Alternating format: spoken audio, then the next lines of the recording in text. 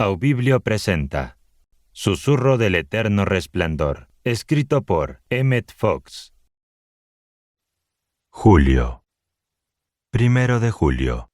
Karma. Así como lo semejante atrae a lo semejante produce lo semejante.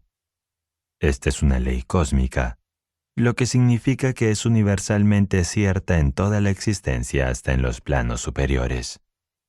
Como dijo Jesús, no se recogen uvas de los espinos ni higos de los cardos. Y también dijo, así, todo árbol bueno da buenos frutos, pero el árbol corrompido da frutos malos. Mateo 7:17. Lo mismo ocurre con nuestros pensamientos, palabras y acciones. Lo que sembramos lo cosechamos, a veces casi inmediatamente, a veces después de un largo intervalo, pero siempre, tarde o temprano, será lo que se produce. La reencarnación también explica las diferencias de talento que encontramos en un hombre y otro. El músico nato es un hombre que ha estudiado música en una vida anterior, quizá en varias vidas, y por tanto, ha incorporado esa facultad a su alma. Hoy es un músico de talento, porque está cosechando lo que sembró ayer. En Oriente, esta ley de siembra y cosecha se conoce como karma y el término es muy conveniente. Sin embargo, ten en cuenta que el karma no es un castigo. Si tocas una estufa al rojo vivo, te quemarás el dedo. Eso te dolerá, pero no es un castigo, sino una consecuencia benigna y reformadora. Porque después de una o dos experiencias de este tipo en la infancia, aprendes a mantener los dedos alejados del hierro caliente. Así ocurre con todas las retribuciones naturales. Sufres porque tienes una lección que aprender. 2 de julio. Encuentra la madurez. ¿Por qué no recuerdas tus vidas anteriores? Considera lo propensas que son las personas a preocuparse y afligirse tontamente por los acontecimientos pasados de esta única vida. E imagina su estado si tuvieran el material de muchas vidas que manejar de esta manera. Y así, el pasado se nos oculta misericordiosamente, hasta que llegamos a la etapa en que podemos considerar nuestras propias historias impersonal y objetivamente. Y cuando llegamos a esa etapa, es posible recordar nuestras vidas anteriores. Nuestro nacimiento no es más que un sueño y un olvido. El alma que se eleva con nosotros, la estrella de nuestra vida, ha tenido en otra parte su puesta, y viene de lejos, no en el completo olvido, y no en la completa oscuridad, pero arrastrando nubes de gloria, venimos de Dios, que es nuestro hogar. Wordsworth. ¿Es absolutamente necesario volver? La respuesta es que no necesitas volver si concentras todo tu corazón en Dios y buscas su presencia hasta que la realices completamente. Si puedes hacer esto, de todas las tareas más difíciles, entonces dejarás este planeta terrestre para entrar en plena comunión con Dios. Y no necesitarás volver nunca. Sin embargo, casi nadie es capaz de hacer esto en la actualidad, por lo que tenemos que avanzar por etapas, aprendiendo de la experiencia, el estudio, la oración y la meditación, viviendo una vida tras otra hasta que por fin crecemos espiritualmente. Confío en la misericordia del Señor por los siglos de los siglos. Salmos 52:8. Un viejo adagio dice, Dios tiene el plan para cada hombre y tiene uno para ti. Tu verdadero problema, el único que tienes, es encontrar tu verdadera vocación en la vida. Todo lo demás caerá en su lugar, serás feliz y sobre la felicidad vendrá tu salud. Tendrás todo lo que necesitas para satisfacer tus necesidades, y esto significa que tendrás una libertad perfecta. porque la pobreza y la libertad no pueden ir juntas. Dios no te ha hecho sin un propósito definido. El universo es un universo, es decir, es una armonía unificada, un esquema divino. Por lo tanto, no podría suceder que Dios pudiera crear una entidad espiritual como tú sin tener un propósito especial en vista, un lugar especial para ti. Cualquiera que sea ese lugar, solo puede haber una persona que pueda ocuparlo perfectamente. Pero, ¿cómo puede uno encontrar su verdadero lugar en la vida? ¿Existe algún medio por el que pueda descubrir qué es lo que Dios desea que haga? La respuesta es divinamente simple. De vez en cuando, Dios mismo ha susurrado en tu corazón justo esa cosa tan maravillosa, nada menos que lo que se llama el deseo de tu corazón. El deseo más secreto que yace en el fondo de tu corazón, eso es justo lo que Dios está deseando que hagas o seas para Él. Y el nacimiento de ese deseo en tu alma fue la voz de Dios mismo diciéndote que te levantaras y subieras más alto, porque Él tenía necesidad de ti. Deleítate también en el Señor, y Él te concederá los deseos de tu corazón. Salmos 37:4. Si dices que eres infeliz, insatisfecho, tal vez enfermo o empobrecido, un fracaso, esto es simplemente otra forma de poner el hecho de que no estás permitiendo que la voluntad de Dios tenga libre juego en tu vida. No estás haciendo lo que Él quería que hicieras. El descontento no es necesariamente algo malo. Es tu deber estar descontento con todo lo que no sea armonía y felicidad en plenitud. Un sano descontento con la torpeza, el fracaso y la frustración es tu incentivo para superar esas cosas. Seas quien seas, tu verdadero lugar te está llamando. Y como realmente eres una chispa de lo divino, nunca estarás contento hasta que respondas. Recuerda que esta llamada es la llamada de Dios, y cuando Dios te llama a su servicio, Él paga todos los gastos, todo lo que necesites para responder a esa llamada. Todo lo proveerá Él, si te ocupas de sus asuntos y no de los tuyos. No me habéis elegido a mí, sino que yo os he elegido a vosotros. Y os he ordenado a que vayáis y deis fruto, y que vuestro fruto permanezca. Juan 15:16. En lo que respecta a Dios, no hay ningún tipo de control sobre la cantidad de energía divina de la que podemos apropiarnos. O, por lo tanto, sobre las cosas que podemos hacer o ser. Sin embargo, a efectos prácticos, puedes extraer de la fuente inagotable solo lo que corresponde a la medida de tu entendimiento. Al igual que puedes extraer agua del Atlántico solo de acuerdo con el tamaño de la vasija que utilizas. Casi todo el mundo se contenta tontamente con llenar su cántaro, por pequeño que sea, hasta muy poco. La verdadera manera de obrar de Dios se ilustra con una simple anécdota. Cierto hombre estaba trabajando en su jardín. Ayudado por su hijita, que había emprendido la tarea de regar el césped mediante la habitual manguera de goma. De repente, la niña gritó: «¡Papá, el agua se ha parado!». El padre se asomó y, tomando la situación con calma, dijo: «Bueno, quita el pie de la manguera». La causa última de todos nuestros problemas es precisamente esta. Detrás de todas las causas secundarias y próximas se encuentra el mismo error primario. Hemos estado presionando con nuestros pies y todo el peso de nuestra mentalidad sobre la tubería de la vida, y luego nos quejamos porque el agua no fluye. Y el Señor te guiará continuamente y saciará tu alma en la sequía, y serás como un jardín regado, y como una fuente de agua cuyas aguas nunca faltan. Isaías 58:11. Antes de continuar con este audiolibro, te quiero pedir un favor. En los últimos años, el hábito de la lectura ha disminuido radicalmente, pero su poder para cambiar a las personas y a la sociedad en su conjunto, no.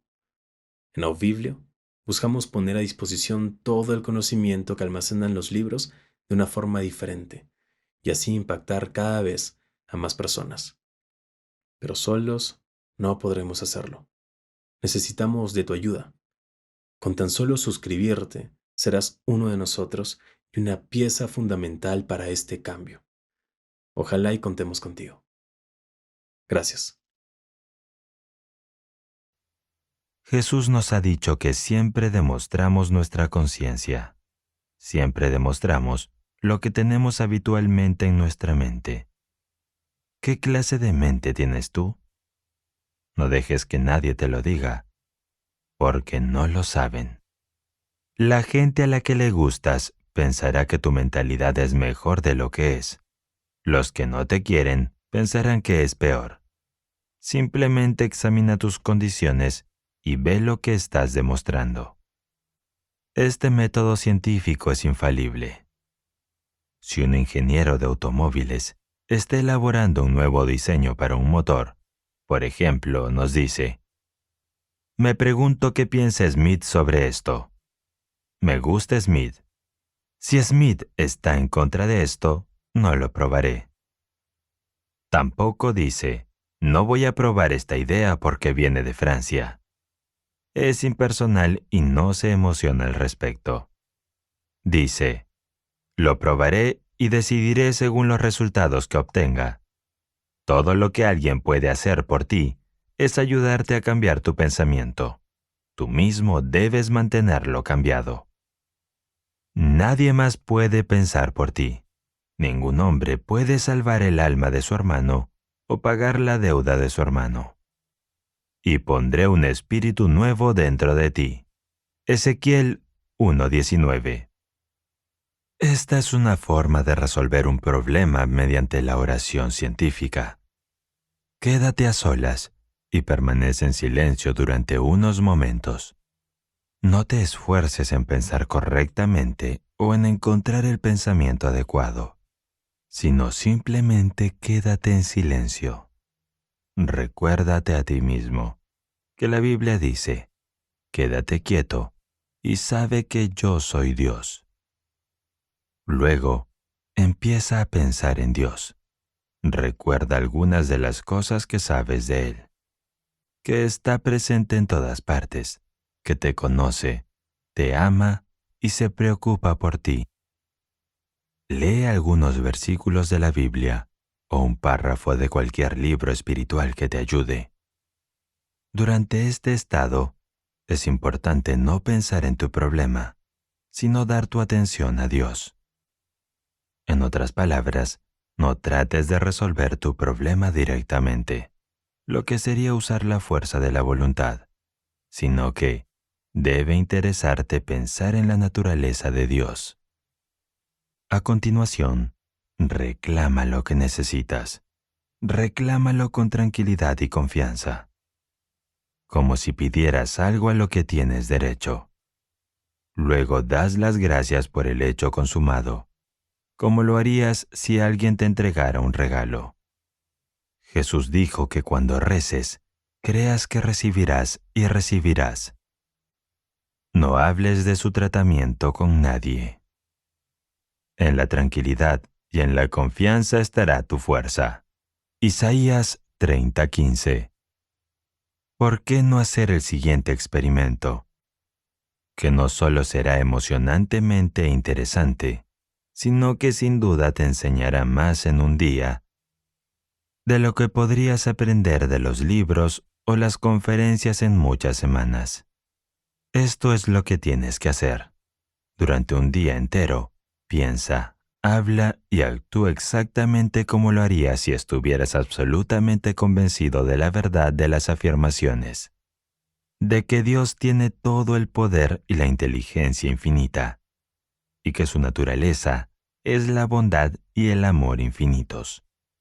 Pensar así todo el día será lo más difícil, porque el pensamiento es muy sutil. Hablar de acuerdo con estas verdades será más fácil si estás atento. Actuar de acuerdo con ellas será la parte más difícil, aunque puede requerir mucho valor moral. Y estando plenamente convencido de que lo que había prometido también podía cumplirlo. Romanos 4:21. Las personas que intentan honestamente seguir la vida espiritual cometen a menudo el error de ser demasiado duras consigo mismas, porque no parecen progresar tan rápido como naturalmente desearían, o porque se encuentran repitiendo alguna vieja falta que creían haber superado por completo. Se sienten desanimados y se condenan sin piedad. Todo esto es una tontería.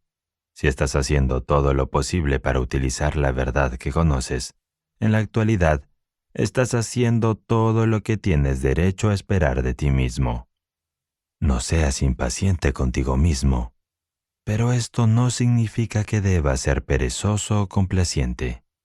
Trátese a sí mismo como un padre sabio trata a un niño obstinado, con amabilidad, paciencia, pero con suave firmeza, y sin esperar demasiado y demasiado rápido, pero previniendo un crecimiento y una mejora inevitables. Y todos vosotros sois hijos del Altísimo. Salmos 82:6. Lee Mateo 7 del 1 al 5. Estos pocos versos constan de solo un centenar de palabras, y sin embargo, no es excesivo decir que, en su simple valor nominal, constituyen el documento más asombroso jamás representado a la humanidad. En estos 5 versos se nos dice más sobre la naturaleza del hombre y el significado de la vida, la importancia de la conducta, el arte de vivir, el secreto de la felicidad y el éxito, el camino para salir de los problemas, el acercamiento a Dios, la emancipación del alma y la salvación del mundo. Que lo que nos ha dicho todos los filósofos y teólogos y los sabios juntos, porque explica la gran ley. Deja de lado el resto de los libros, porque todo está en este. Se diría en referencia a esas palabras. Las personas son muy propensas a pensar, especialmente cuando están fuertemente tentadas, que probablemente puedan escapar de las garras de la autoridad de alguna otra manera. Sin embargo, si comprendieran que la ley de la retribución es una ley cósmica, impersonal e inmutable como la ley de la gravedad, se lo pensarían 2 veces antes de tratar a otras personas injustamente. La ley de la gravedad nunca está fuera de servicio, y a nadie se le ocurriría tratar de evadirla, o engatusarla, o sobornarla, o intimidarla. Las personas la aceptan como algo inevitable y moldean su conducta en consecuencia. Y la ley de la retribución es igual que la ley de la gravedad. Puede gustarte o no la ley, y si quieres, puedes intentar ignorarla, pero no puedes negar que Jesucristo la enseñó, y de la manera más directa y enfática cuando dijo: No juzguéis, para que no seáis juzgados, porque con el juicio que juzguéis seréis juzgados. Mateo 7:1. Con la medida que midáis, se os volverá a medir. Mateo 7:2. Si el hombre medio comprendiera por un momento el significado de estas palabras, darían un vuelco a su conducta cotidiana y cambiaría. De tal manera que, en un espacio de tiempo comparativamente corto, sus amigos más cercanos apenas lo reconocerían. El hecho es que la ley de la vida es que, según pensemos, hablemos y actuemos con los demás pensarán, hablarán y actuarán con nosotros. Todo lo que hacemos a los demás, tarde o temprano nos lo hará alguien en algún lugar. Tal vez por alguien que no sabe nada de nuestra acción anterior. Pero por cada palabra poco amable que digamos sobre otra persona, se dirá una palabra poco amable sobre nosotros. Por cada vez que engañemos, seremos engañados. Cada vez que descuidamos un deber, o evadimos una responsabilidad, o abusamos de la autoridad sobre otras personas, estamos haciendo algo por lo que inevitablemente tendremos que pagar, sufriendo nosotros mismos un daño similar. Sin embargo, es una pobre ley que no funciona en ambos sentidos, por lo que es igualmente cierto que por cada buena acción que hagas, por cada palabra amable que digas, recibirás de la misma manera en algún momento un equivalente. La regla de oro en el cristianismo científico es: piensa en los demás como quieres que piensen en ti. A la luz de los conocimientos que ahora poseemos, la observancia de esta regla se convierte en un deber muy solemne, pero más que eso, es una deuda de honor. El estudiante, habiendo obtenido ahora una comprensión de lo que es la gran ley y cómo funciona, está en condiciones de dar el siguiente gran paso y comprender cómo es posible elevarse por encima incluso de la propia gran ley.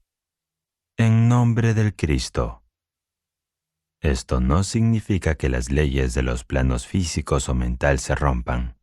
Significa que el hombre, debido a su ser divino esencial, tiene el poder de elevarse por encima de estos dominios, hacia la dimensión infinita del espíritu, donde tales leyes ya no le afectarán. La ley de cosechar lo que se siembra a menudo se llama la ley del karma. Es en realidad ley solo para la mente, no es ley para el espíritu. En el espíritu todo es perfecto y eterno, un bien inmutable. Así que el hombre puede elegir entre el karma o Cristo. Esta es la mejor noticia que ha llegado a la humanidad, y por eso se llama la buena nueva o el evangelio. El karma resulta ser inexorable solo mientras no se rece. Por cualquier error, debe soportar las consecuencias, que llamamos ser castigado, o borrarlas mediante la práctica de la presencia de Dios. Sin embargo, no se debe suponer que las consecuencias de un error se pueden eludir de forma barata con una oración superficial. Se requiere la suficiente realización de Dios para alterar fundamentalmente el carácter del pecado, a fin de borrar el castigo que, de otro modo, siempre debe seguir al pecado. Cuando el pecador se convierte en un hombre cambiado, y ni siquiera desea repetir su pecado, entonces se salva, porque Cristo es el Señor del karma. Y no os conforméis a este mundo, sino transformaos para la renovación de vuestra mente, para que comprobéis cuál es la buena voluntad de Dios, agradable y perfecta. Romanos 12:2. No deis lo santo a los perros, ni echéis vuestras perlas delante de los cerdos, no sea que las pisoteen y se vuelvan y os desgarren. Mateo 7:6.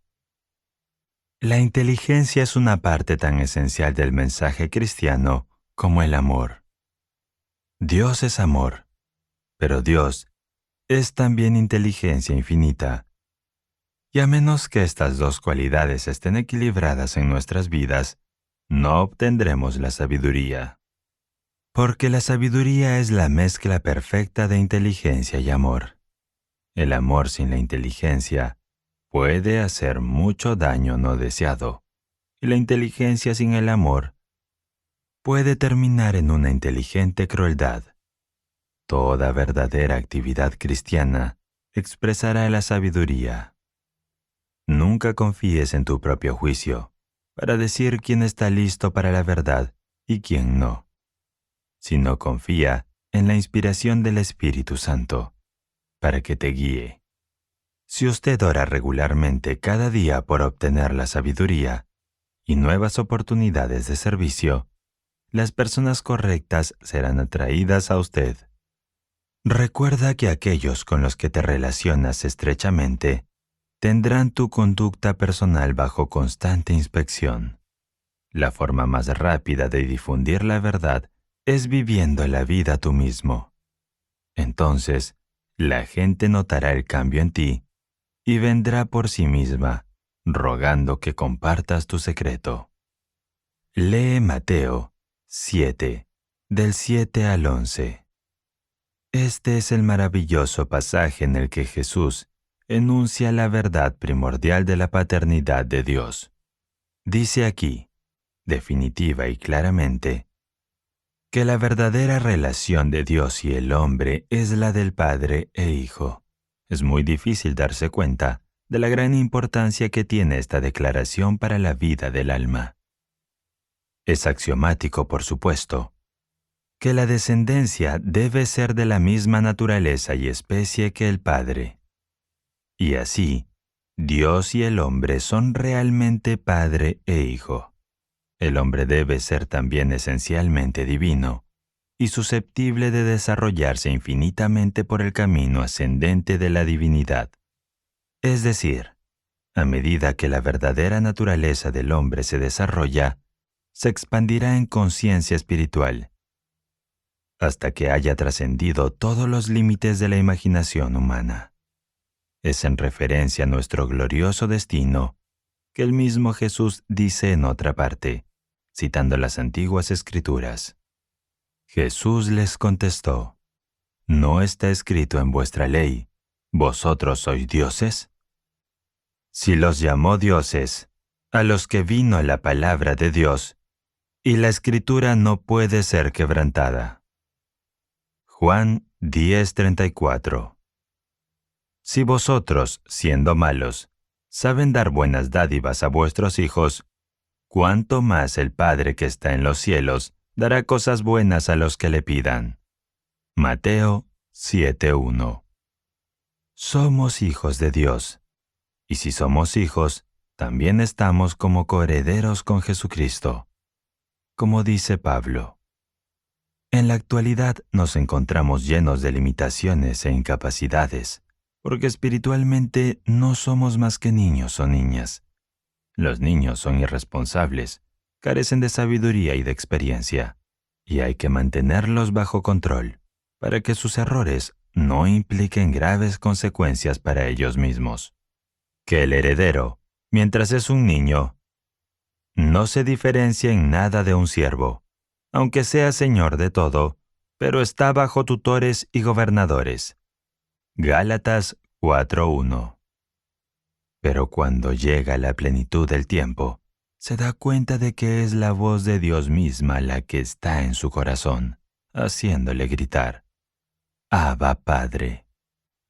Entonces por fin sabe que es el hijo de un gran rey, y que todo lo que su padre tiene es suyo para el uso, ya sea salud, suministro, oportunidad, belleza, alegría o cualquier otro de los pensamientos de Dios.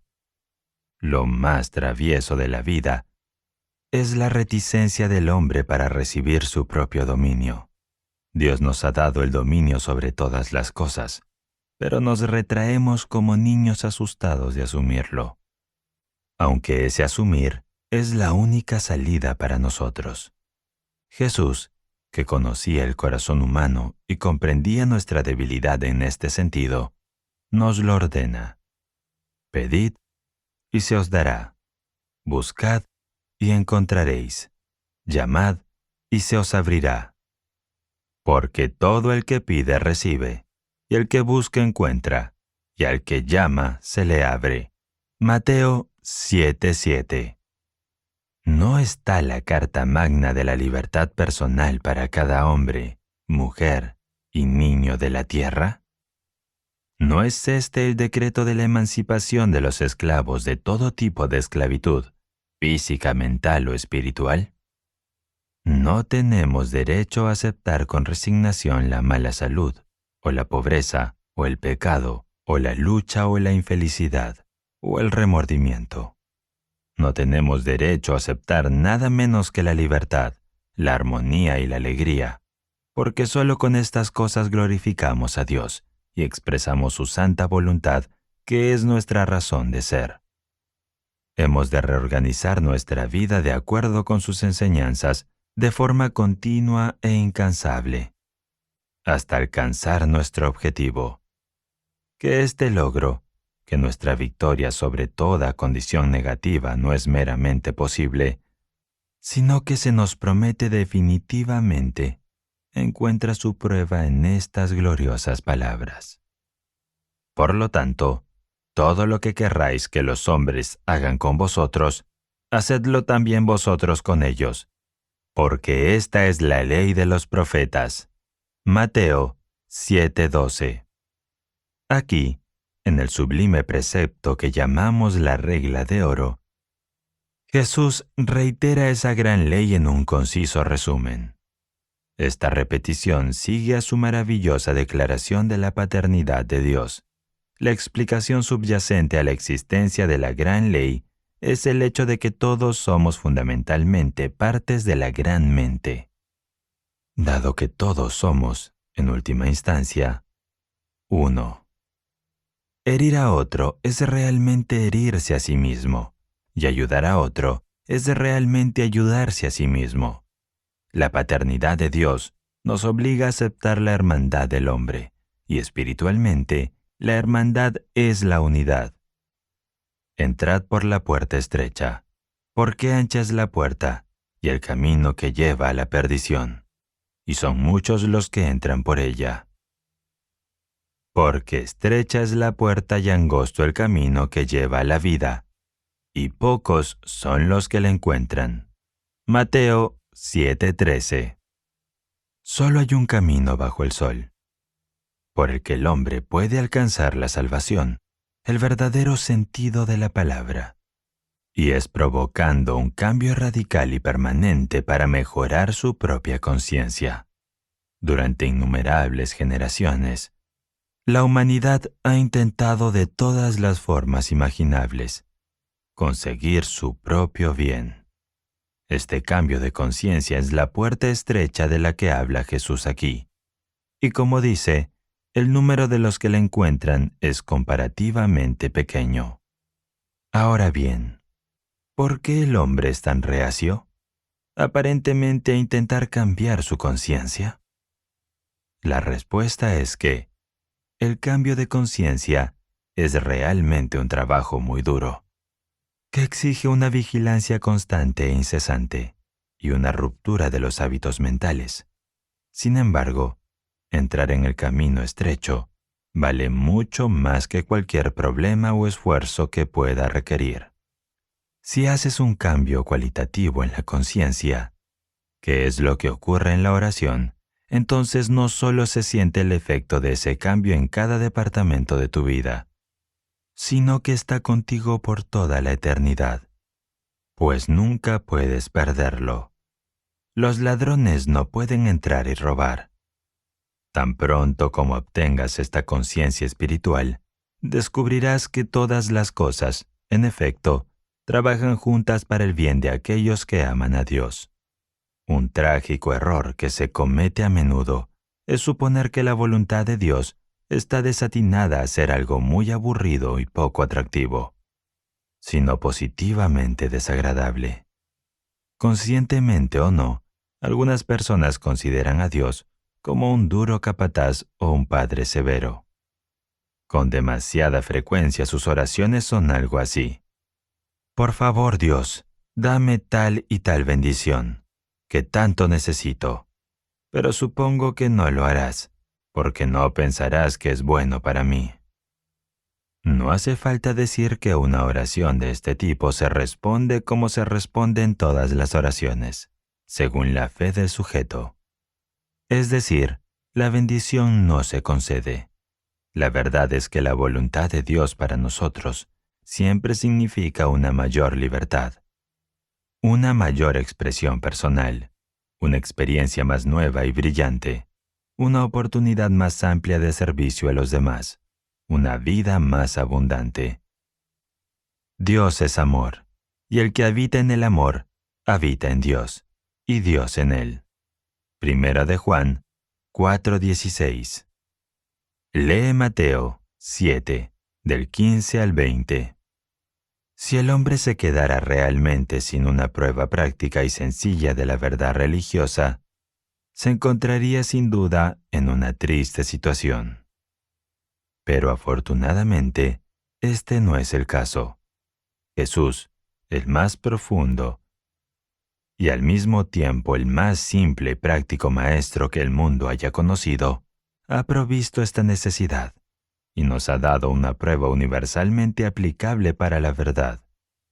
Es tan simple y directa como la prueba del ácido para el oro. Es la simple pregunta: ¿funciona la verdad en nuestras vidas? Esta prueba es tan asombrosamente simple que la mayoría de las personas inteligentes la han pasado por alto. La verdad cura el cuerpo, purifica el alma, reforma al pecador, resuelve las dificultades y apacigua los conflictos. No existe la comprensión no demostrada. Si quieres saber cómo estás realmente en lo espiritual, mira a tu alrededor, empezando por el cuerpo. No puede haber nada en el alma que no se demuestre tarde o temprano en el exterior. Y no puede haber nada en el exterior que no encuentre alguna correspondencia en el interior. Por sus frutos los conoceréis. Mateo 7:20. Lee Mateo 7, del 21 al 23. Todos estamos dispuestos a hacer la voluntad de Dios, a veces en algunas cosas, pero hasta que no haya una dedicación completa de todo el ser, no puede haber una demostración completa. No hay hogar para el alma en el que habita en la sombra de una falsedad. Dijo George Meredith: nunca es más cierto que, en la vida del alma, el precio de la libertad es la vigilancia eterna. No debemos permitir que ninguna consideración, ninguna institución, ninguna organización, ningún libro, ningún hombre o mujer se interponga entre nosotros y nuestra búsqueda directa de Dios. Los centros, las iglesias, las escuelas, todos cumplen un propósito útil al proporcionar el marco físico para la distribución del conocimiento correcto, pero el trabajo real debe ser realizado por el individuo. No todo el que me diga, Señor, Señor, entrará en el reino de los cielos, sino el que haga la voluntad de mi Padre que está en los cielos. Mateo 7:21. Lee Mateo 7, del 24 al 27. Por lo tanto, cualquiera que oiga estas palabras mías y las ponga en práctica, lo compararé con un hombre prudente que edificó su casa sobre una roca. Mateo 7:24. Uno de los símbolos más antiguos para el alma humana es el de un edificio, a veces una vivienda, a veces un templo. Lo primero que debe hacer el constructor de una casa es elegir unos cimientos sólidos. En las arenas movedizas del desierto es imposible construir nada. Así que cuando el habitante del desierto se propone construir una estructura permanente, busca una roca. Ahora bien, la roca es uno de los términos bíblicos para referirse a Cristo, y la implicación es muy obvia. Cristo es el único fundamento sobre el que podemos construir con seguridad, el templo del alma regenerada. Mientras dependamos de algo menos que de esa roca, de la fuerza de voluntad, de la llamada seguridad material, de la buena voluntad de los demás o de nuestros propios recursos personales, estaremos construyendo sobre arena, y grande será nuestra caída. Y sucedió que cuando Jesús terminó estas palabras, la gente se asombró de su doctrina, porque les enseñaba como quien tiene autoridad, y no como los escribas. Mateo 7:28. Siempre es así. El mensaje de Jesucristo es totalmente revolucionario, porque hace que nuestra mirada se dirija del exterior al interior, y del hombre y sus obras a Dios. Enseñaba como quien tiene la autoridad. La mayor gloria de la base espiritual es que empiezas a conocer. Cuando has obtenido la más pequeña demostración por medio de la oración, has experimentado algo que nunca te abandona. Tienes el testimonio de la verdad dentro de ti, y esta es la única autoridad que vale la pena tener. Dad al Señor la gloria debida a su nombre.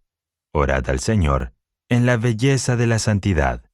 Salmos 29:2. Dios es más grande que cualquier problema. Dios en ti es más grande que cualquier dificultad que tengas que enfrentar. Dios se preocupa por ti, más de lo que es posible para cualquier ser humano. Dios puede ayudarte en proporción al grado en que lo adoras. Usted adora a Dios poniendo realmente su confianza en Él, en lugar de ponerla en las condiciones externas, o en el miedo, o en la depresión, o en los peligros aparentes, etc. Adoras a Dios reconociendo su presencia en todas partes, en todas las personas y condiciones que encuentras, y rezando regularmente. Se reza bien cuando se reza con alegría. Gloriaos en su santo nombre. Que se alegre el corazón de los que buscan al Señor. Salmos 105:3. Cuando te propongas resolver un problema mediante la oración, deberás dar además todos los pasos normales. No te limites a rezar y luego te sientes a esperar que ocurra algo dramático. Por ejemplo, si estás rezando por un puesto de trabajo, debes rezar por él, también como sepas cada día, y luego salir a visitar agencias o a posibles empleadores, escribir solicitudes o insertar anuncios en publicaciones periódicas adecuadas. Si deseas una curación, trátala de la manera que mejor te parezca y además, toma las medidas materiales que te parezcan oportunas. Si tu negocio no está prosperando, haz una revisión para descubrir si lo estás gestionando de forma eficiente. Si encuentras puntos débiles, como es casi seguro, debes corregirlo de inmediato.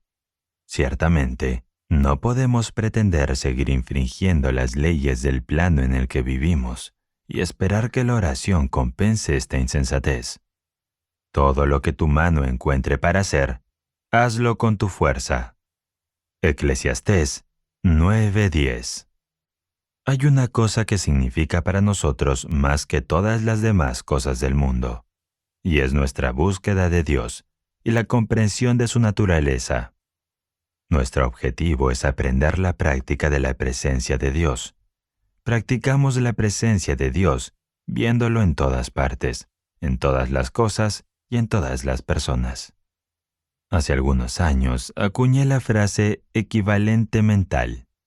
Para cualquier cosa que desees en tu vida, un cuerpo sano, una vocación satisfactoria, amigos, oportunidades y sobre todo la comprensión de Dios, debes proporcionar un equivalente mental.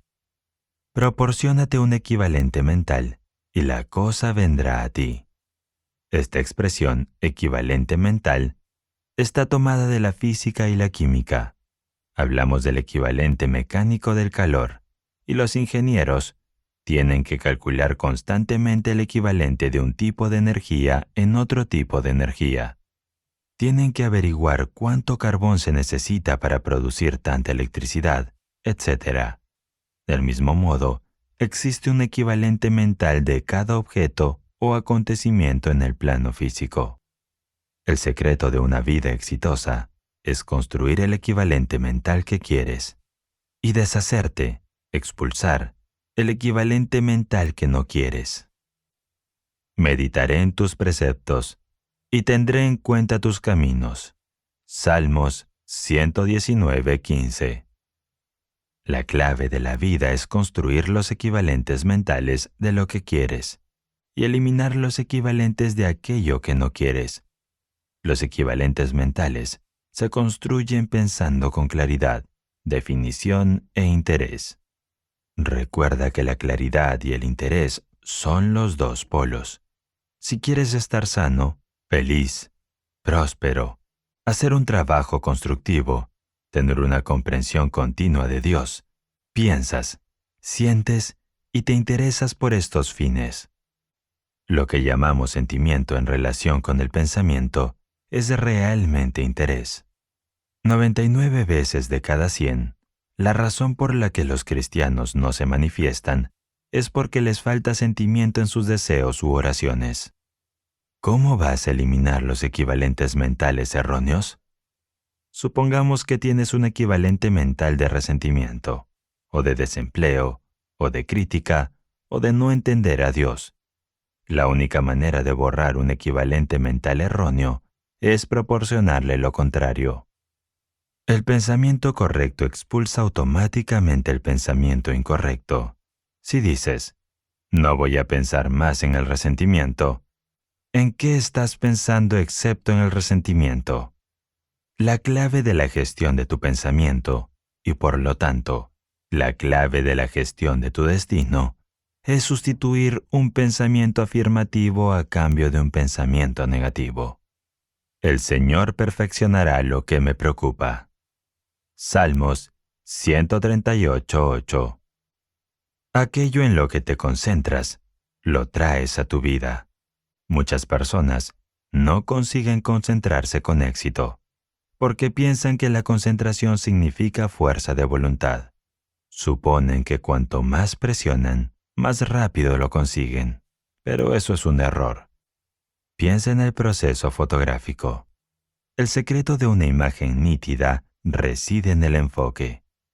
Enfoca el objetivo de tu cámara de forma constante durante el tiempo necesario. Supongamos que quiero fotografiar un jarrón de flores. Las coloco delante de la cámara y las mantengo allí.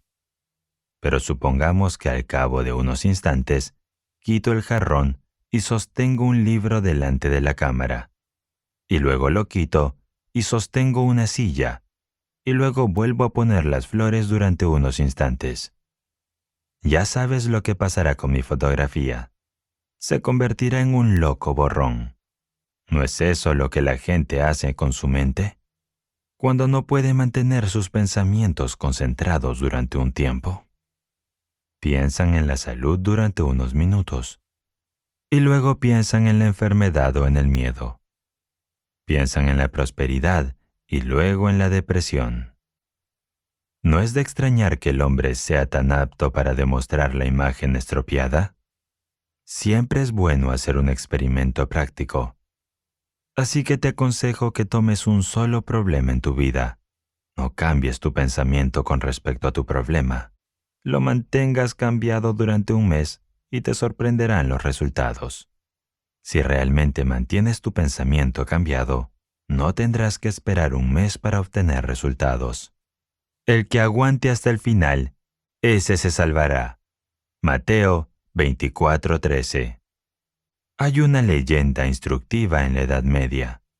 Parece que cierto ciudadano fue arrestado por uno de los varones y encerrado en un calabozo por un carcelero de aspecto feroz que llevaba una gran llave. La puerta de su celda se cerró con un golpe. Permaneció en el oscuro calabozo durante 20 años. Cada día, la gran puerta se abría con un gran chirrido. Se introducía agua y pan y se volvía a cerrar. Después de 20 años, el preso decidió que quería morir, pero no quería suicidarse. Así que al día siguiente, cuando viniera el carcelero, lo atacaría y éste lo mataría.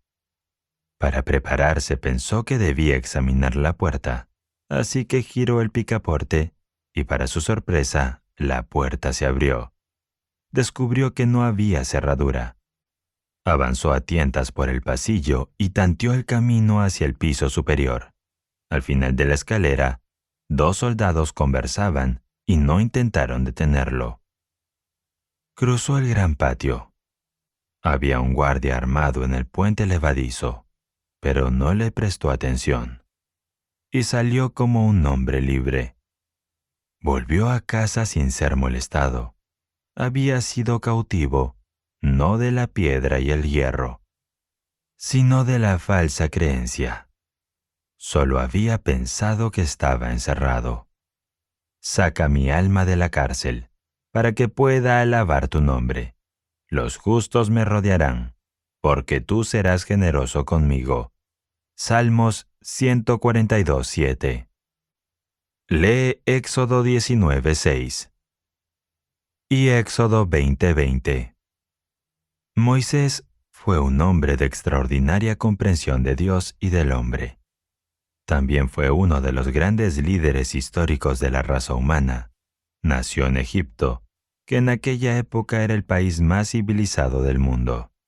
Pero en aquella época, las autoridades dieron órdenes de matar a los hijos varones de los israelitas, y la madre de Moisés trató de salvar su vida, metiéndole en una pequeña cesta y escondiéndola a la orilla del río, donde la hija del faraón no podía dejar de verla cuando se acercaba al río para bañarse. A la hermana de Moisés se le dijo que se escondiera entre los altos juncos para custodiar al bebé.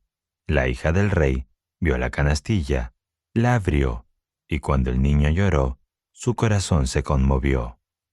Miró a su alrededor y salió la hermana. Y ya sabes el resto de la historia. Como la hermana fue enviada a buscar a una mujer para que cuidara del niño y trajo a la propia madre de Moisés. Ahora bien, hay un texto notable aquí. La hija del faraón le dice a la mujer: «Llévate a este niño y amamántalo por mí, y yo te daré tu salario». Éxodo 2:9. En el sentido bíblico, sois las hijas del rey en cuanto alcanzan la verdad. El Moisés infantil en esa enseñanza superior que saca tu corazón. Ahora, ¿cómo alimentamos a nuestro Moisés infantil? Mediante la oración y la meditación. De lo contrario, el niño morirá de hambre. Sin embargo, si tomamos al niño y lo amamantamos, obtendremos nuestro salario, y nuestro salario será la libertad, la paz mental, la armonía, la comprensión y la comunión con Dios mismo. Y Dios oyó sus gemidos, y Dios se acordó de su pacto, y lo respetó. Éxodo 2:24. Moisés creció como hijo adoptivo de la hija del faraón, con todos los privilegios y la formación de la realeza. A medida que pasaban los años, y era testigo de la opresión de su pueblo, decidió sacarlos de su esclavitud y llevarlos a una vida mejor, su tierra prometida. Se nos dice que su grito subió a Dios, Éxodo 2:24, y Dios mismo lo condujo con seguridad a través del desierto. Luego, en el momento de su incertidumbre, su laxitud moral y su confusión emocional, le dieron a Moisés ciertas reglas básicas de vida, que todavía conocemos como los 10 mandamientos. Los 10 mandamientos, en su valor nominal, son verdaderos y valiosos. Pero eso es solo el principio. Si la gente va a escapar de las continuas luchas de la vida, debe tener algo más. Así que dentro de estos mandamientos ocultó las leyes más profundas, para aquellos que estaban preparados para ellas, y dentro de ellas ocultó la enseñanza espiritual más profunda y elevada, para aquellos que estaban preparados para ello. En otras palabras, Moisés diseñó estas leyes de la vida para que cuanto más alto vayamos espiritualmente, o cuanto más profundo vayamos intelectualmente, más podamos sacar de ellas. Agosto. 1 de agosto. Concienciación. El primer mandamiento. Yo soy el Señor tu Dios, que te he sacado de la tierra de Egipto, de la casa de la esclavitud. No tendrás otros dioses delante de mí. Éxodo 22. Moisés vivió en Egipto hace más de 3000 años.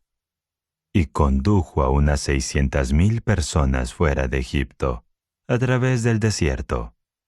Eso es histórico, pero Moisés también representa una facultad en ti, y las cosas que Moisés hizo tipifican tus estados de ánimo. La montaña significa la oración, la conciencia elevada. Se nos dice que al público en general no se le permitió subir al monte Sinaí, pero eso no significa que ciertas personas no fueran lo suficientemente buenas para subir. Significa que si queremos subir a la montaña, si queremos elevar nuestra conciencia, si queremos acercarnos a Dios, debemos prepararnos mediante la oración. Si queremos subir a la montaña, tenemos que convertirnos en un sumo sacerdote espiritual. Y debemos librarnos de nuestras faltas y debilidades. De lo contrario, no podremos evaluar nuestra conciencia y conseguir nuestro contacto con Dios. Moisés tuvo su revelación, y entonces la realizó como la experiencia de que Dios y el hombre son uno. Cuando tuvo esa relación, Moisés trajo las leyes de la vida, empezando por el primer mandamiento, como lo llamamos. ¿Cuál es el primer mandamiento? Yo soy el Señor tu Dios. Nuestro problema en nuestra vida religiosa casi siempre es que pensamos, en el principio yo. Eso es muy humano, pero no nos damos la revelación que obtuvo Moisés. Después de afirmar que yo soy el Señor tu Dios, el primer mandamiento dice que no tendrás otros dioses delante de mí. 2 de agosto. Dioses de bolsillo e imágenes graves. El segundo mandamiento. Lee Éxodo 20 del 4 al 6. No tomarás para ti ninguna imagen esculpida. Éxodo 24. Un pueblo primitivo necesitaba ser instruido así, porque era muy propenso a hacer ídolos de tipo palpable. Nosotros no hacemos estas cosas, pero siempre que damos poder a cualquier cosa que no sea Dios, estamos haciendo de esa cosa una imagen esculpida. Por ejemplo, damos poder a nuestras dolencias, especialmente si se trata de una dolencia favorita. Todos conocemos a personas que dicen, mi reuma, y lo dicen con mucho cariño. Lleva mucho tiempo con ellos, se ha convertido en un tema de conversación. Otros dicen, mi indigestión. Estamos haciendo una imagen de estas cosas. Solo cuando les quitamos el poder podemos curarlas. Si te olvidas de Dios y adoras imágenes esculpidas de cualquier tipo, vas a sufrir. Puedes demoler una estatua de piedra, puedes quemar una de madera.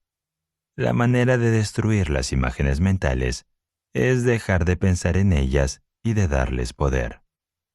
Este mandamiento continúa diciendo, porque yo, el Señor tu Dios, soy un Dios celoso. Moisés no quiere decir que Dios sea celoso como un hombre, sino que Dios debe tener el primer lugar. El problema de muchas personas piadosas es que quieren que Dios sea vicepresidente, guardando la presidencia para ellos mismos. Así que la Biblia utiliza la palabra celoso en el sentido de que si le das el poder a cualquier cosa que no sea Dios, has perdido. Dios debe ser en su totalidad. No se puede tener un porcentaje de Dios. Dios es el único poder, o nada en absoluto. Tercer mandamiento. No tomarás el nombre del Señor tu Dios en vano, porque el Señor no dará por inocente al que tome su nombre en vano. Éxodo 27. Ahora, esta ley de vida realmente significa que no puedes tomar el nombre del Señor en vano.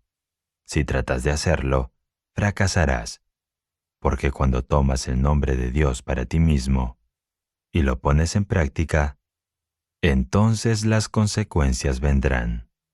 Es una pena que más de nosotros no nos demos cuenta de este hecho, porque constantemente estamos tratando de tomar el nombre del Señor en vano.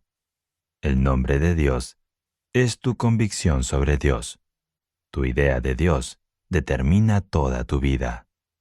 Si crees que Dios es bueno, que Dios es amor, que Dios tiene todo el poder, que Dios es inteligencia, todas las condiciones de tu vida mejorarán constantemente. Si crees que Dios es inteligente pero no bueno, sé que la gente no se atrevería a decir eso, pero la gente que piensa que Dios envía enfermedades y problemas realmente cree en un Dios que no es bueno. Si crees en un Dios que tiene toda la inteligencia, pero no es amoroso, entonces tu idea de la naturaleza de Dios debe funcionar. Los problemas vendrán a ti, y no los superarás porque dices, Dios envió este problema con un buen propósito, y debo soportarlo. Lo soportarás. Tu idea de Dios no puede ser en vano. Te funcionará de acuerdo con tu creencia. No hay ninguno de nosotros que no esté limitando a Dios en algún aspecto de su pensamiento. Y por ello vamos a sufrir una limitación de alguna manera, pues no podemos tomar el nombre de Dios en vano. El cuarto mandamiento. Lee Éxodo 28 al 11. Acuérdate del día de reposo para santificarlo. Éxodo 28. Este mandamiento sobre el día de reposo fue dado al pueblo en el momento de salir de Egipto e ir al desierto. Y en apariencia significaba lo que decía para esta época. En la época de Moisés, era maravilloso insistir en que todo el mundo apartara un día de la semana para pensar en Dios o al menos obligarse a dejar sus actividades seculares. Ninguna regla puede hacer que un hombre sea religioso o darle fe, pero puede ayudar. Como todos los demás mandamientos, esta es una instrucción para buscar la presencia de Dios en todas partes, especialmente donde parece haber problemas, donde hay miedo y duda. Él trae la fe. Donde hay carencia, Él trae la abundancia. Pero aquí, en este mandamiento sobre el día de reposo, hay un significado aún más profundo. Cuando ores todos los días y reconozcas que Dios está obrando en ti y en todos tus asuntos, habrá un sentido en el que cada día será un sábado, porque para ti, cada día será un día santo. Una de las cosas más maravillosas de la enseñanza de la Biblia es que nos deshacemos de la distinción entre lo sagrado y lo secular. Ese es uno de los pasos más importantes en toda la historia del alma. Dios está presente en todas partes. Para los que entienden las enseñanzas de Jesús, siempre es el día de reposo, y el lugar donde se encuentran es Tierra Santa. El quinto mandamiento. Honra a tu padre y a tu madre, para que tus días se alarguen en la tierra que el Señor tu Dios te da. Éxodo 20:12. Debemos respetar a nuestros padres solo porque son nuestros padres. Pero esa enseñanza es solo la capa exterior de este mandamiento. Debajo de ella hay una instrucción de metafísica divina, porque tu verdadero padre y madre es Dios. Cuando este mandamiento dice, honrarás a tu padre y a tu madre, introduce los dos polos, el masculino y el femenino. Y por supuesto, la polaridad es la fuerza motriz del universo. En la Biblia, la madre significa la naturaleza del sentimiento, y el padre es la naturaleza del conocimiento. La mayoría de las personas tienen un lado o el otro más desarrollado. Cuando nuestras oraciones fallan y no nos manifestamos, fallamos porque no estamos honrando a nuestro padre y a nuestra madre. El sexto mandamiento. No matarás. Éxodo 20:13. Como reglas de conducta, los mandamientos son solo no debes como los que se ven escritos: no fumar o no transitar. Pero cuando te adentras en el significado superficial, entonces no debes se convierte en no puedes. Así que este mandamiento, no matarás, es fundamentalmente una expresión de la ley cósmica de que no puedes matar. Y cuanto antes lo descubras, mejor. Siempre intentamos matar. Sin embargo, este mandamiento está aquí para decirnos que pensar que podemos matar cualquier cosa es crearnos problemas que tendrán que ser enfrentados y eliminados en algún momento. Nada muere desde el exterior. Nada puede matar tu carácter. Nadie puede matar tu tranquilidad. Nadie puede matar tu negocio, ni tu reputación, ni nada que sea tuyo. Tú puedes, pero nadie más puede. Ningún hombre o mujer ha sido nunca destruido desde el exterior. Mucha gente desperdicia su vida pensando en cómo son perjudicados, o dañados, o heridos por otras personas. En lo buenos que podrían ser, en las cosas maravillosas que podrían hacer, si no fuera por los demás. Mientras creas eso, no puedes progresar. En cuanto sepas que nadie puede hacerte daño, entonces serás libre de superar cualquier error y de ser y hacer lo que quieras. El séptimo mandamiento. No cometerás adulterio. Éxodo 20:14.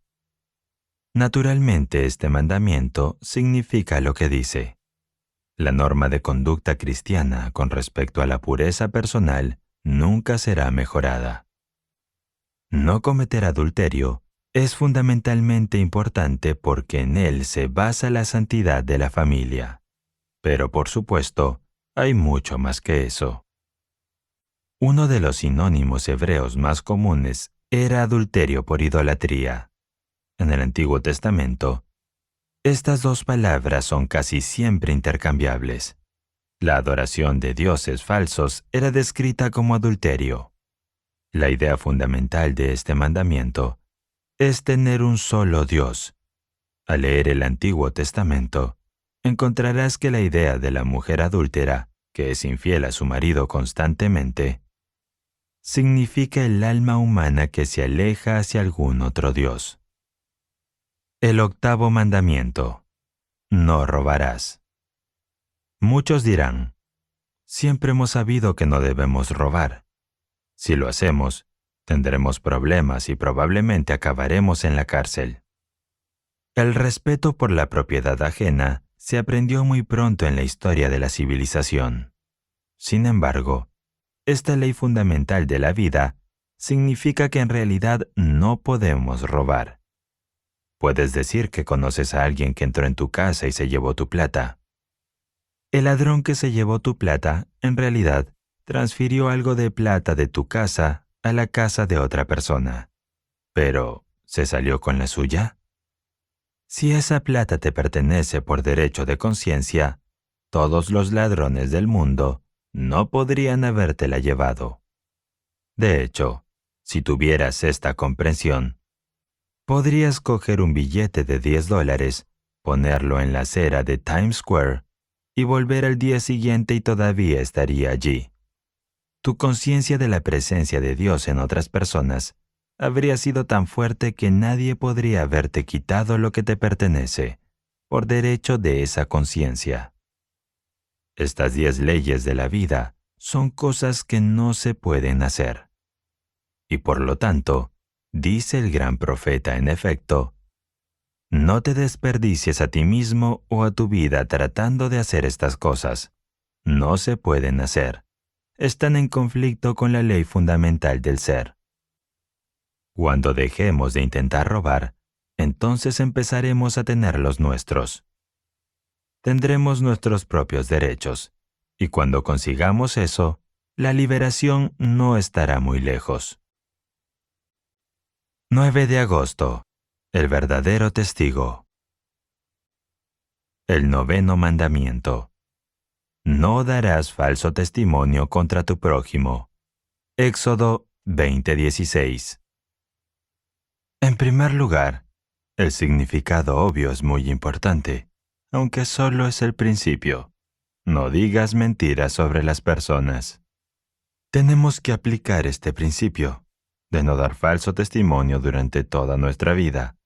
Es muy importante ponerlo en práctica, porque lo que digas de otra persona te pasará a ti mismo. Si mientes sobre otra persona, es una palabra desagradable, pero la uso porque es la palabra correcta. Alguien mentirá sobre ti. Jesús lo dice en el 7º capítulo de Mateo, versículos 1 y 2. No juzguéis, para que no seáis juzgados. Porque con el juicio que juzguéis, seréis juzgados, y con la medida que midáis, se os volverá a medir. Sin embargo, el significado fundamental de este mandamiento, no dirás falso testimonio, es que siempre expresas lo que eres. No puedes ser una cosa y expresar otra. Emerson dice, lo que eres grita tan fuerte que no puedo oír lo que dices. Siempre estamos dando testimonio de lo que somos. Así que de nuevo, tú no lo harás. Significa que en realidad no puedes.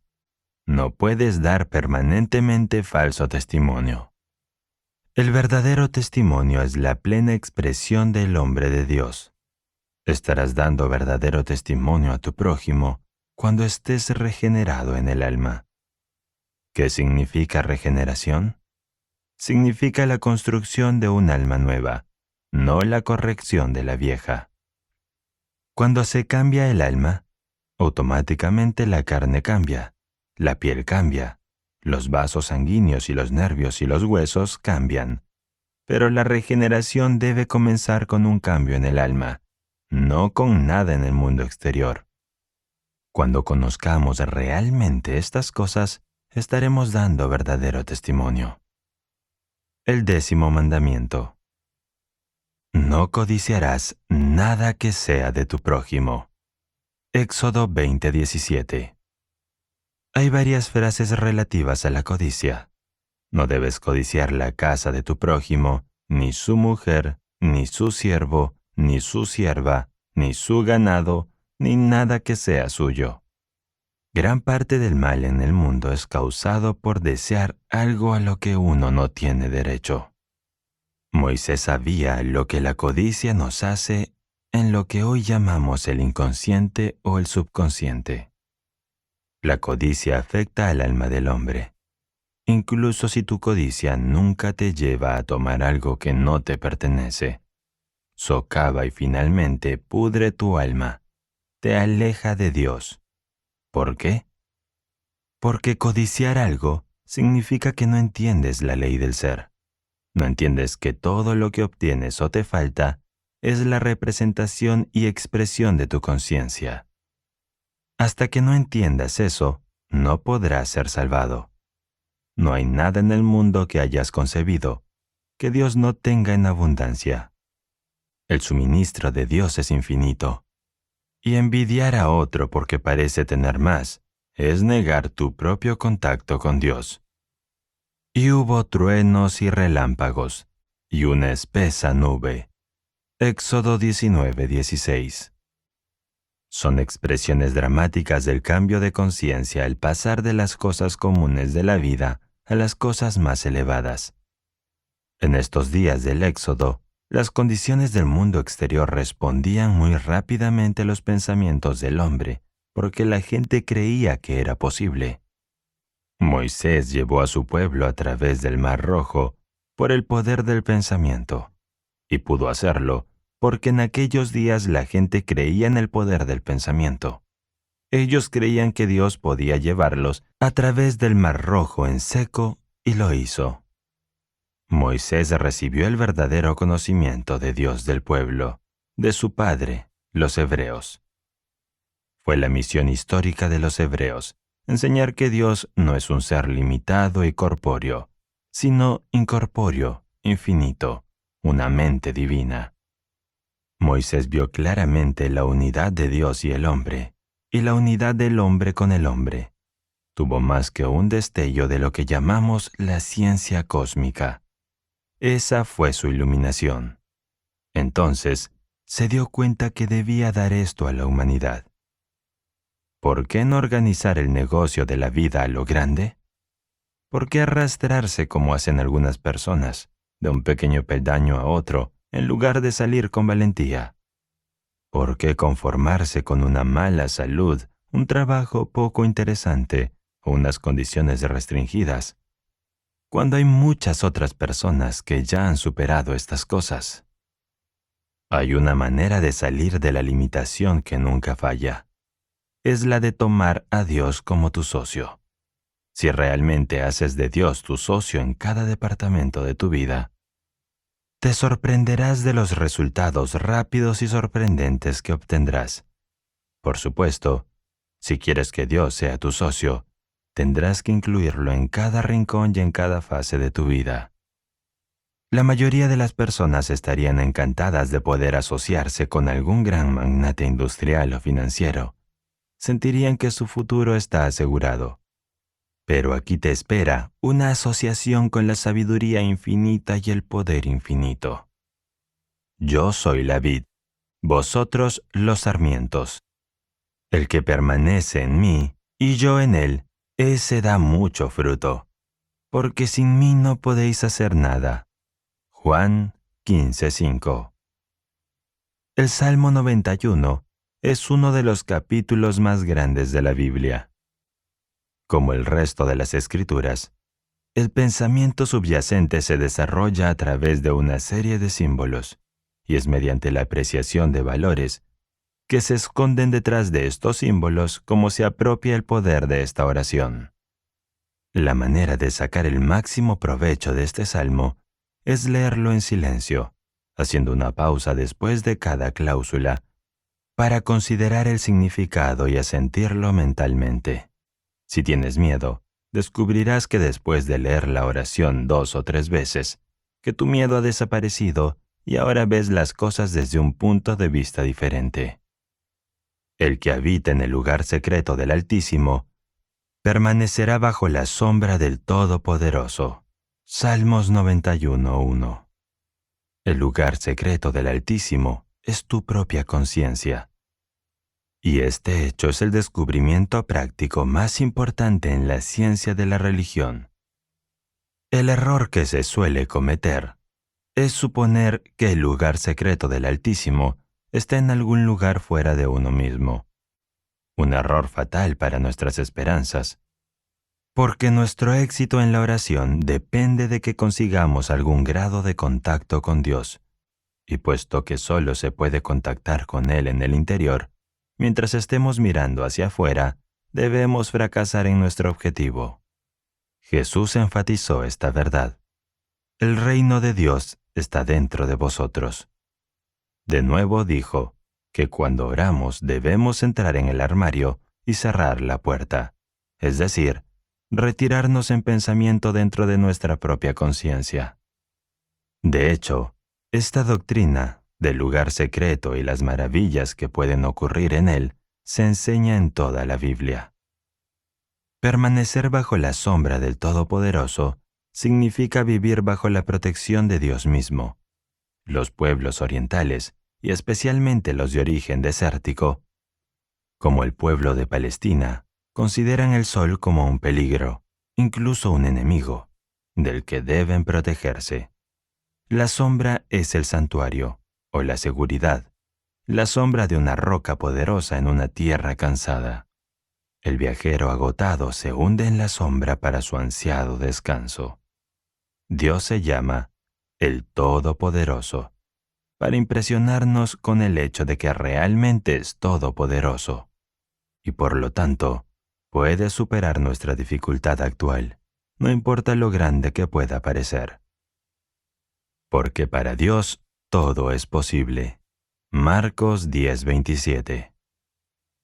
Sin embargo, considera que la promesa se hace a aquel que habita. Si solo vamos al lugar secreto de vez en cuando, difícilmente se puede decir que habitamos allí. Dios vendrá en nuestro exilio siempre que oremos, pero si rara vez pensamos en Él, podemos tener dificultades para establecer nuestro contacto en su emergencia. Por medio de la meditación diaria, habitamos en el lugar secreto. Lee el Salmo 91. Observe que el poema comienza anunciando el poder irresistible de la oración. Luego, para hacer ver que esta ley se aplica a nosotros y que de ninguna manera podríamos ser una excepción, ahora cambia a la primera persona y nos hace decir yo. Nos obliga a expresar el yo soy.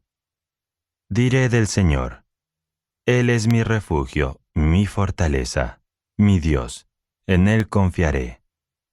El Señor significa Dios. ¿Cómo puede el conocimiento ser una presencia?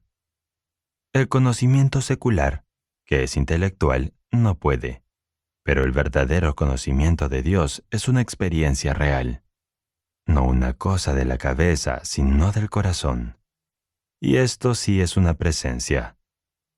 Por regla general, las personas se ponen en contacto con este ser real, solo de forma vaga y ocasional. Si rezan con regularidad, los destellos de la intuición se fortalecen gradualmente, hasta convertirse en un sentido definido de la presencia de Dios. En Él confiaré, por muy preocupado o deprimido que esté, por muy lleno de dudas y recelos. El hecho de que estés rezando significa que tienes al menos la suficiente fe para ello. La fe para seguir orando en medio de las deudas sobre los resultados. Es el pequeño grano de mostaza que Jesús dice que es suficiente para los fines prácticos. Declarar que en Él confiaré significa que tienes la decisión de confiar dejando de preocuparte y temer. Este es el uso legítimo y espiritual de la voluntad. Lee el Salmo 91. Y ahora la palabra de la verdad es representada como dirigiéndose a ti con una seguridad autorizada, de que tu oración será contestada, que de una manera u otra, no necesariamente de la manera que esperas, serás rescatado de tu dificultad. Ciertamente, Él te librará del lazo del cazador y de la ruidosa peste. Él te cubrirá con sus plumas, y bajo sus alas confiarás. Su verdad será tu escudo y tu broquel. No debes tener ningún temor, porque tu protección está ahora asegurada en una de las ilustraciones de la vida cotidiana, en las que abunda la Biblia. La gallina madre, ante la menor amenaza de peligro, recoge a los polluelos bajo sus alas, cubriéndolos con sus plumas. Así te protege Dios de todo peligro, una vez que has elegido confiar en Él. Su verdad será tu escudo y tu broquel. Es el conocimiento de la verdad sobre Dios y el hombre lo que hace la demostración.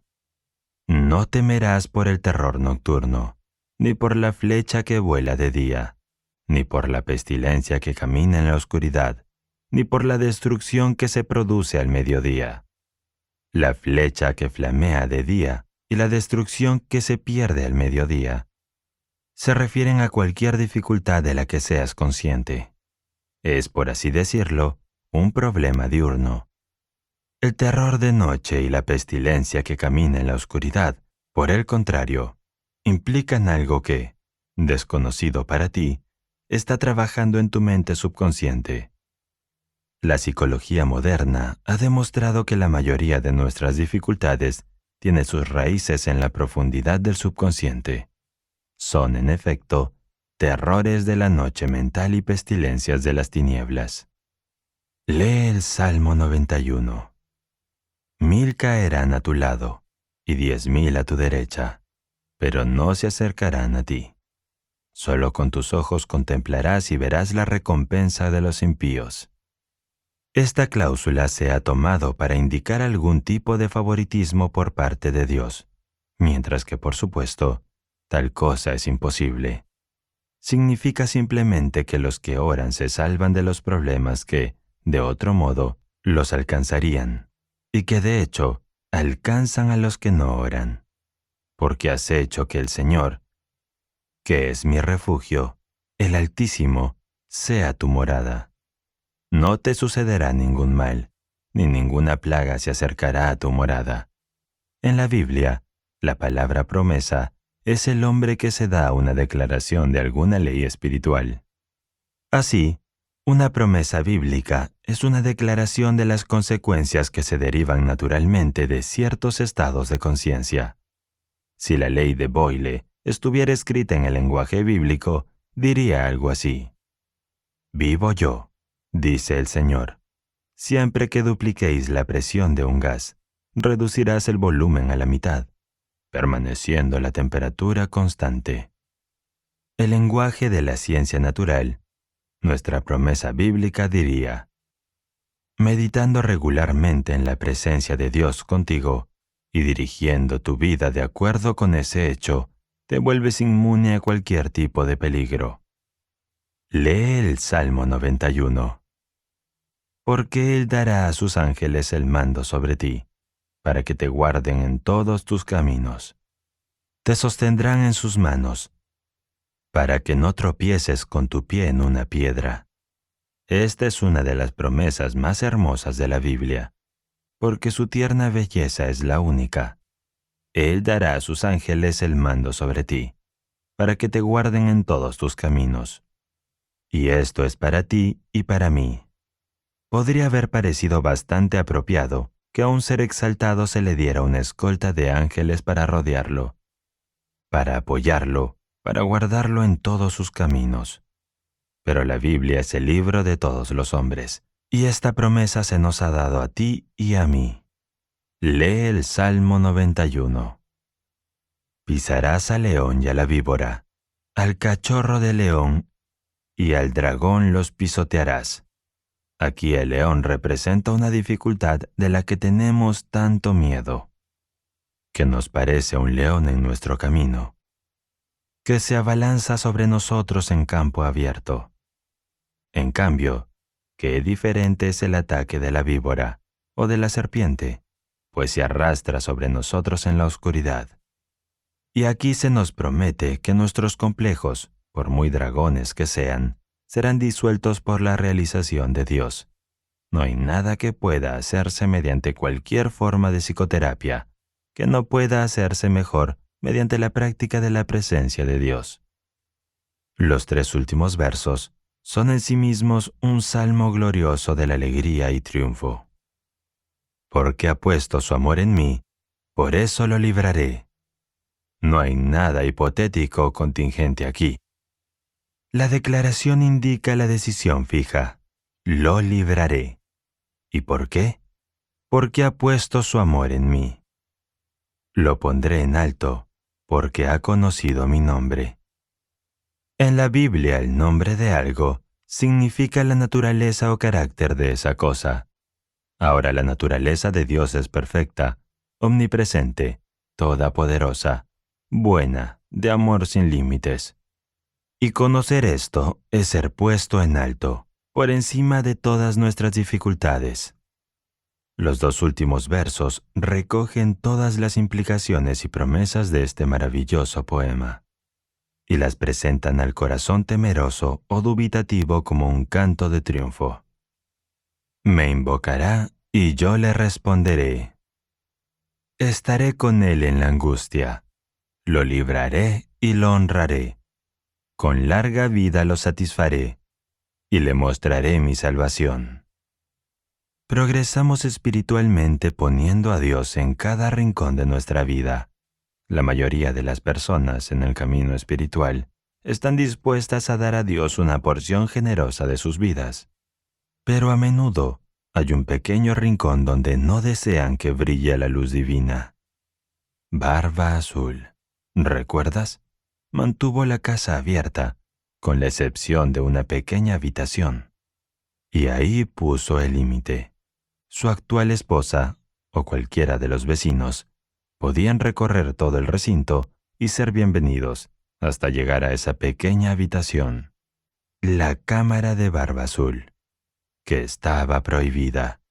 Sin embargo, esa pequeña habitación cerrada contenía la tragedia de la casa.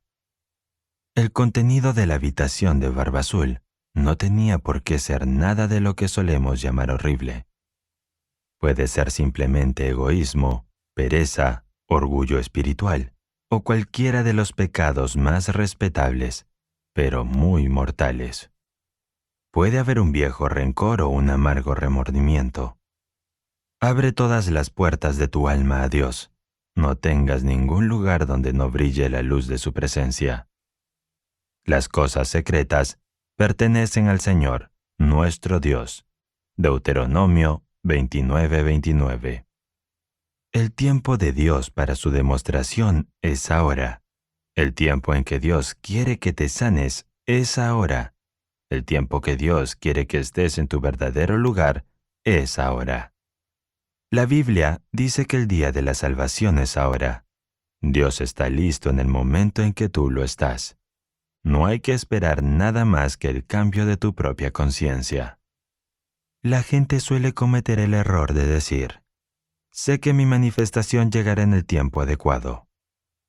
Pero el único momento para estar armonioso y satisfecho es ahora.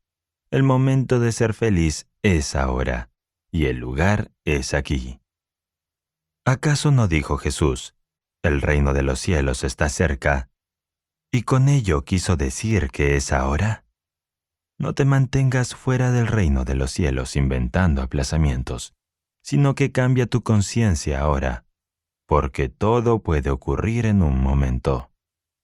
Que ya es hora de despertar del sueño, porque ahora está más cerca nuestra salvación que cuando creíamos. Romanos 13:1. Usted está continuamente tratando sus condiciones con los pensamientos que tiene con respecto a ellas. Lo que realmente piensas sobre cualquier cosa es tu tratamiento de esa cosa. Muchas personas tienen la idea de que solo están tratando, cuando lo llaman tratamiento.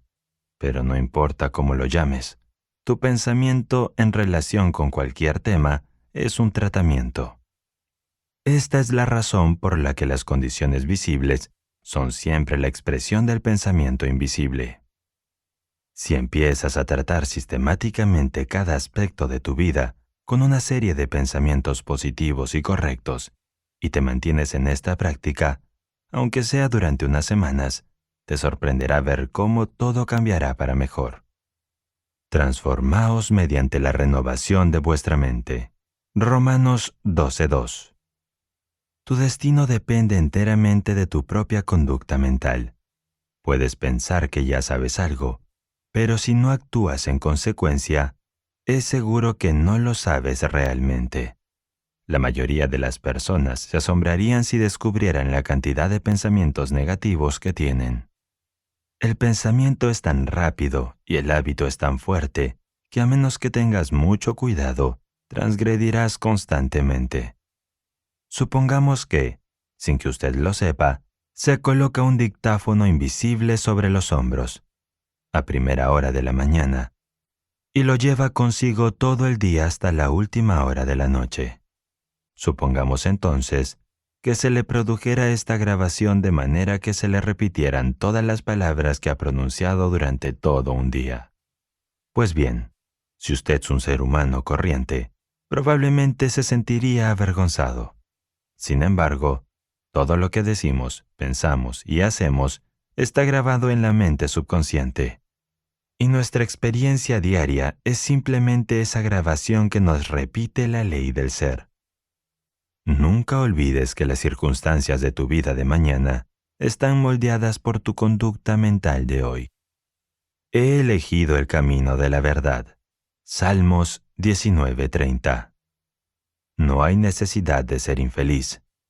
No hay necesidad de estar decepcionado, ni oprimido, ni agraviado. No hay necesidad de enfermedad o fracaso o desaliento. No hay necesidad de nada más que de un abundante interés y alegría en la vida. Mientras aceptes una condición negativa según su propia valoración, permanecerás esclavizado a ella. Pero solo tienes que hacer valer tu derecho de nacimiento, como hombre o mujer libre, y serás libre. El éxito y la felicidad son las condiciones naturales de la humanidad. En realidad, es más fácil demostrar estas cosas que lo contrario. Los malos hábitos de pensamiento y acción pueden oscurecer este hecho durante un tiempo, al igual que una forma incorrecta de caminar o sentarse, o de sostener una pluma o un instrumento musical puede parecer más fácil que la forma correcta, porque nos hemos acostumbrado a ella, pero la forma correcta es la más fácil.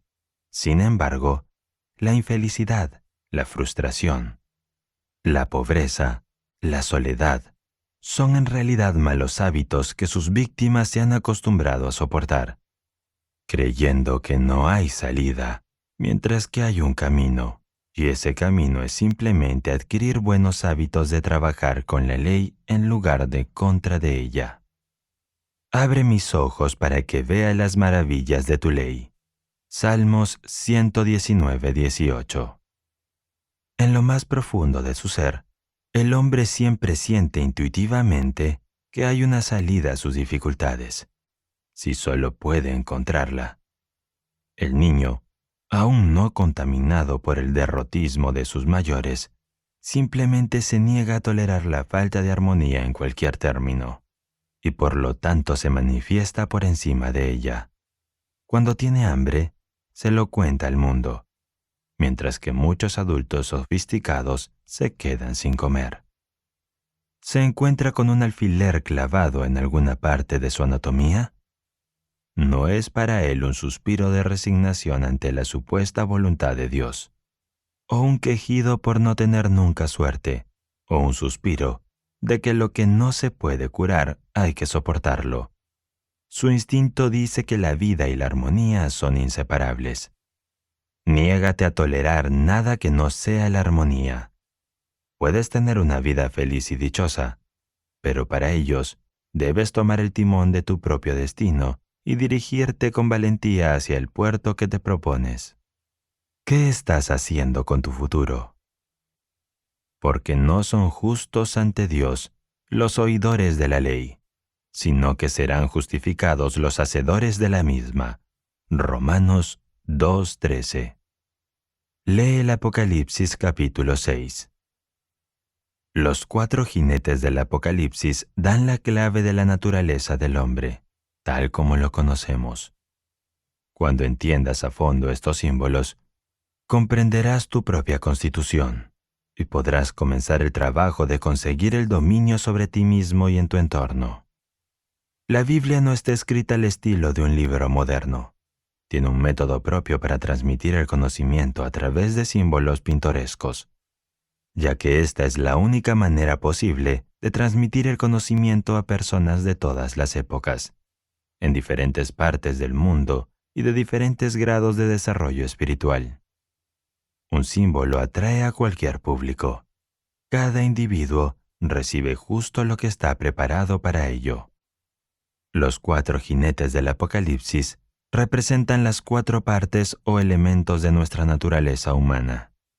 Está, en primer lugar, el cuerpo físico, lo que se ve cuando se mira en el cristal. Luego está la naturaleza de sentimientos o emociones, y aunque no puedes ver tus sentimientos, eres tremendamente consciente de ellos. En tercer lugar, está tu intelecto, que contiene todos los conocimientos que posees. Por último, está tu naturaleza espiritual, tu verdadero ser eterno, el verdadero tú, el yo soy, el Cristo residente. Esta es tu verdadera identidad, que es eterna. Casi todo el mundo cree en su existencia, pero la mayoría de las personas son muy poco conscientes de ella como una realidad. Al final llegará el momento en que los 3 primeros se fundan en el cuarto. Y entonces todos sabremos, en lugar de creer solamente, que la naturaleza espiritual es todo. Y me buscaréis y me encontraréis, cuando me busquéis de todo corazón. Jeremías 29:13. 27 de agosto. 3 caballos silvestres. Y miré, y he aquí un caballo pálido, y el que lo montaba se llamaba Muerte, y el infierno lo seguía. Apocalipsis 6:8. El primer caballo es el caballo pálido, y pálido significa el color del terror, una especie de gris ceniciento. El caballo pálido representa el cuerpo físico. Si vives para el cuerpo, solo te espera el infierno en este plano o en cualquier otro. El cuerpo es el amo más cruel de todos, cuando se le permite ser el gobernante. El caballo pálido indica también todas las demás adicciones físicas, lo que la Biblia llama a veces el mundo, dinero, posición, honores materiales. Quien vive para los intereses mundanos es el jinete del caballo pálido. Y salió otro caballo que era rojo, y al que estaba sentado en él se le dio poder para quitar la paz de la tierra. Apocalipsis 6:4. El caballo rojo es tu naturaleza emocional, tus sentimientos. Es peligroso permitir que tus emociones tengan el control. Esto no significa que la emoción sea algo malo en sí misma. La emoción incontrolada es algo muy malo. Una naturaleza emocional fuerte es una dotación espléndida si la dominas, pero si te domina, estás montando el caballo rojo. Y miré, y he aquí un caballo negro, y el que estaba sentado sobre él tenía un par de balanzas en su mano. Apocalipsis 6:5. Una balanza es aquí un símbolo de desequilibrio. El caballo negro representa el intelecto. Montar el caballo negro es dejar que el intelecto domine, excluyendo la naturaleza emocional. Y especialmente la espiritual. Es bueno tener el intelecto bien entrenado, pero es una desgracia dejar que sea el amo. La civilización occidental está definitivamente montada en el caballo negro, desde el final de la Edad Media. La humanidad ha desarrollado el conocimiento científico e intelectual mucho más allá del punto en que se ha desarrollado la comprensión moral y espiritual de la raza. Y miré, y he aquí un caballo blanco, y el que estaba sentado sobre él tenía un arco, y le fue dada una corona, y salió venciendo y para vencer. Apocalipsis 6:2. El caballo blanco es la naturaleza espiritual. El hombre o la mujer que monta el caballo blanco alcanza la libertad, y la alegría, y la felicidad, y la armonía finales. Se nos dicen dos cosas muy interesantes sobre el jinete del caballo blanco. La Biblia dice que el que estaba sentado sobre él tenía un arco. El arco y la flecha es un símbolo antiguo de la palabra hablada. Cuando hablas de palabra, disparas una flecha. La flecha va hacia donde la apuntas. El jinete del caballo blanco habla la palabra. El jinete del caballo blanco también lleva una corona. Y la corona es un símbolo de victoria. El jinete del caballo blanco es siempre el vencedor. Esta es, pues, la historia de los 4 jinetes del Apocalipsis. Si quieres la paz, la comprensión de Dios, solo hay un camino. Debes montar el caballo blanco. Génesis significa origen y comienzo. Y en el primer libro de la Biblia, explica cómo llegan a existir las cosas y las condiciones. El Génesis trata de este poder creativo del pensamiento. La primera sección trata del pensamiento genérico. La segunda, la historia de Adán y Eva. Trata del pensamiento específico, o de cómo una persona determinada construye todas las condiciones que existen en su vida. Las secciones relativas a Caín y Abel, la Torre de Babel, el diluvio, la historia de Abraham y su familia, la historia de José y sus hermanos. Todas tratan de diferentes maneras el poder creativo del pensamiento, mostrando cómo es la génesis de todas las cosas que existen. El libro del Génesis es en parte alegórico y en parte histórico. No se conoce el significado espiritual de la historia, no se posee la Biblia en absoluto. El pacto del Sinaí necesario y bueno en su lugar, significa el intento de ordenar las cosas desde el exterior, y es, por supuesto, mucho mejor que la anarquía. Pero el que está en el camino espiritual debe pasar más allá de esto a la Jerusalén espiritual, que es el ordenamiento de las cosas desde el interior por la práctica de la presencia de Dios. Esta es la nueva Jerusalén, que desciende directamente de Dios desde el cielo.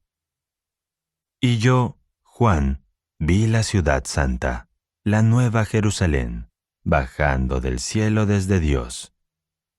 Apocalipsis 21:2. Una vez que el libro del Génesis ha explicado el poder creativo del pensamiento, los demás libros de la Biblia proceden a ilustrar la forma en que las leyes del pensamiento funcionan en diferentes circunstancias. Pero el Génesis es el fundamento de todo ello. Y toda la tierra tenía una misma lengua y un mismo lenguaje. Génesis 1:1. Lee Génesis 11, del 1 al 9. La historia de la Torre de Babel es tan sencilla, tan concreta y tan clara, que si la escucharas una sola vez cuando fueras niño, nunca podrías olvidarla. Es, por supuesto, una parábola. La palabra Babel significa confusión, y esta parábola enseña que cuando se niega la omnipotencia de Dios, y se hace esto siempre que se da poder a cualquier otra cosa, solo puede seguir la confusión. Ser culpable de ese pecado es realmente tener muchos dioses, y ese es el defecto característico de los paganos. Los que conocían la verdad sobre Dios le adoraban a Él y solo a Él, y recibían la protección y la inspiración que solo la verdad puede dar. Sin embargo, a veces, muchos de los que habían conocido la verdad la olvidaron por una temporada, e inevitablemente las cosas empezaron a ir mal. Si te encuentras en dificultades de cualquier tipo, es seguro que has estado cometiendo el pecado de los paganos de alguna manera. Puede ser que en algún momento hayas visto lo superior y hayas elegido deliberadamente lo inferior. Ahora, si vuelves a Dios una vez más y reafirmas tu fe en Él, todo volverá a estar bien. La historia de la Torre de Babel comienza diciendo que toda la tierra tenía una misma lengua y un mismo discurso, es decir, había unidad de pensamiento y de expresión. Su fe era firme y dinámica. Luego, permitieron que su conciencia cayera.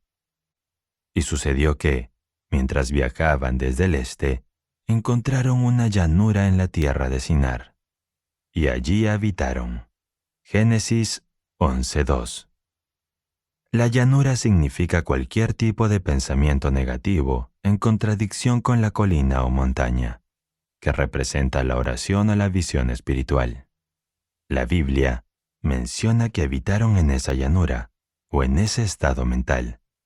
No es un pensamiento negativo ocasional lo que hace el daño. Es el pensamiento o la falsa creencia en la que se habita lo que causa su problema.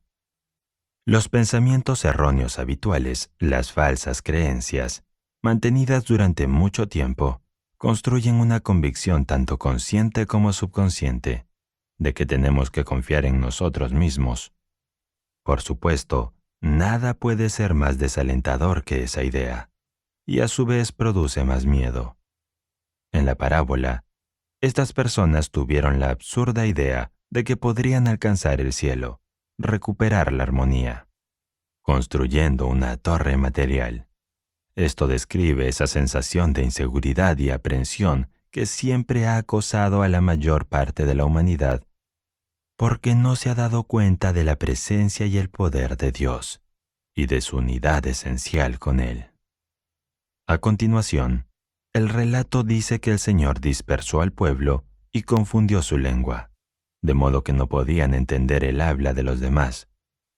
La confusión de lenguas es una descripción gráfica del estado de ánimo de aquellos que aún no han comenzado a centrar sus vidas en Dios, pues solo el miedo y el caos pueden llegar a ellos hasta que lo hagan. La continuación a este audiolibro es Bajo el cielo de la verdad. Suscríbete y activa tus notificaciones para no perdértelo. Gracias y nos vemos en la siguiente página. Si deseas agregar este libro a tu biblioteca, dejaremos los enlaces en la descripción. También puedes seguir nuestro canal principal, Auviblio. Gracias y nos vemos en la siguiente página.